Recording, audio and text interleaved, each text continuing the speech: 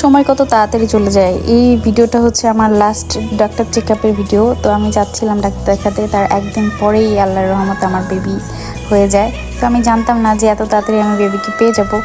তো আমি ভিডিওটা ডেলিভারি একদিন আগে নাক দিয়ে ব্লিডিং হলো কেন, বিষয়টা নিয়ে আমি এবং আমার পরিবার আসলেই ঘাবড়েছে এবং সবাই ভয় পেয়েছে।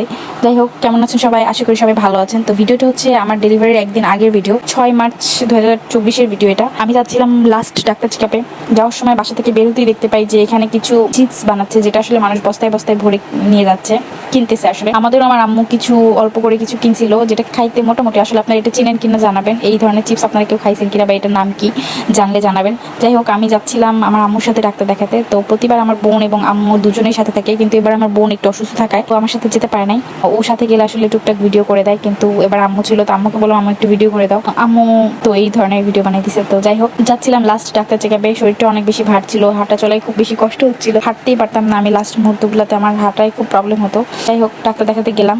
মূলত আমার বেবির সবকিছু ঠিক আছে কিনা তার জন্য ডাক্তার দেখাতে যাওয়া। আর আমার যেহেতু শুরু থেকে নর্মাল ডেলিভারির খুব ইচ্ছা, তো আমি যেহেতু নর্মাল ডেলিভারি চাচ্ছিলাম, তো প্রত্যেকটা বিষয় আসলে ঠিক আছে কিনা সেই জন্য লাস্ট মুহূর্তে ডাক্তার দেখাতে যাওয়া। আমি আসলে মূলত গেছিলাম আমার ডাক্তারকে এই বিষয়ে বলতে যে আমি নর্মাল ডেলিভারি চাই এবং সেটা কোথায় করালে ভালো হয়, সেই রিলেটেড বিষয়গুলো নিয়ে কথা বলার জন্য মূলত যাই।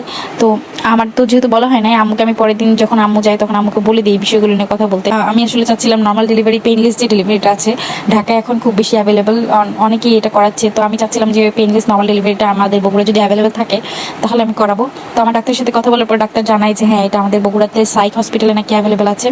তো সাইক হসপিটালে আমার ভাবির ডেলিভারি হয়, তো চাচ্ছিলাম যে হ্যাঁ ওখানে তাহলে আমার ডেলিভারিটাও হোক। আর ডাক্তার আসলে যে হসপিটাল নিজে থেকে সাজেস্ট করে ওই হসপিটালে আসলে ডেলিভারি করাটাই বেশি বেটার, তাহলে আসলে ওনাদের সাপোর্ট থাকে। এর জন্য আমাকে অনেক প্রবলেম ফেস করতে হয়েছে। তো সেই বিষয়ে যদি জানতে চান তাহলে বলবেন, তাহলে আমি আপনাদের সাথে শেয়ার করবো। যাই হোক, আমি ডাক্তার দেখাতে গেলাম। ডাক্তার আমাকে আলট্রাসাউন্ড এবং ব্লাড টেস্ট দিছিল। আমি সেই ব্লাড টেস্ট এবং আলট্রাসাউন্ড করানোর সময় আমি জানতে পারি যে আমার বেবি সবকিছু ঠিকঠাক আছে। তো যেহেতু আমার বেবির সবকিছু ঠিকঠাক ছিল, তো আমি খুব খুশি ছিলাম। আমার বেবির ওয়েটও ভালো ছিল, বাট কত ছিল এক্সাক্ট আমাকে বলে নাই।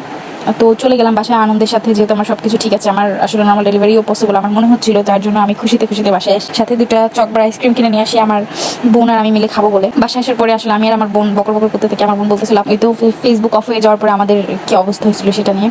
সেদিন ফেসবুক 1 ঘন্টার জন্য বন্ধ হয়ে গেছিল 5 তারিখে। অ্যান্ড আম্বানির ছেলের প্রি ওয়েডিং নিয়েও আসলে কথা বলতেছিলাম খুব অনেকক্ষণ, প্রায় 6 মিনিটের মতো আমরা বকর বকর করি এবং একটা ছোট্ট ভিডিও বানাই। কিন্তু ভিডিওটা আসলে আর কোথাও পোস্ট করা হয় না। আমরা আসলে কোথাও কোনো ভিডিও পোস্ট করি না, কিন্তু অনেক সময় এরকম অনেক ভিডিও বানাই গ্যালারি ফুল করে রাখি। যাই হোক, বকর বকর করার কিছুক্ষণ পর আমি যখন ড্রেস চেঞ্জ করার পর কিছুক্ষণ পরই আমার হঠাৎ করে নাক দিয়ে ব্লিডিং হয়, যেটা আসলে আমার ফ্যামিলি কারোর সাথে কখনো হয় না। আমার আব্বু বা পরিবারের কারোর সাথে কখনো এরকম হয় নাই, নাক দিয়ে ব্লিডিং হয় না।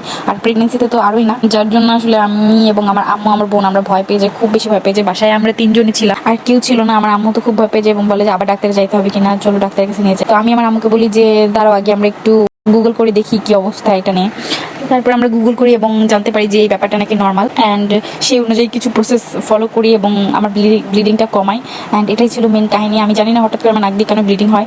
পরের দিন আমার আম্মু যখন ডাক্তার দেখাতে যায়, আমার রিপোর্ট দেখাতে যায়, তো রিপোর্ট দেখাতে যাওয়ার সময় আম্মু ডাক্তারকে জিজ্ঞেস করে যে আসলে এরকম ব্লিডিং হয়েছিল, ব্যাপারটা কি, কেন হয়েছিল। তো উনিও বললো যে হ্যাঁ, ব্যাপারটা আসলে নর্মাল, অনেক সময় এরকম হয়, প্রেশার বেড়ে যাওয়ার জন্য এরকম হতে পারে, তো কোনো সমস্যা নাই। তো ভালো থাকেন সবাই। আর যদি কিছু জানার থাকে প্রেগনেন্সি রিলেটেড তাহলে অবশ্যই জানাবেন, আমি আপনাদের সাথে শেয়ার করবো এবং আমি যদি সে বিষয়ে জানি আমি অবশ্যই আপনাদের জানাবো। ভালো থাকেন সবাই, আল্লাহ হাফেজ।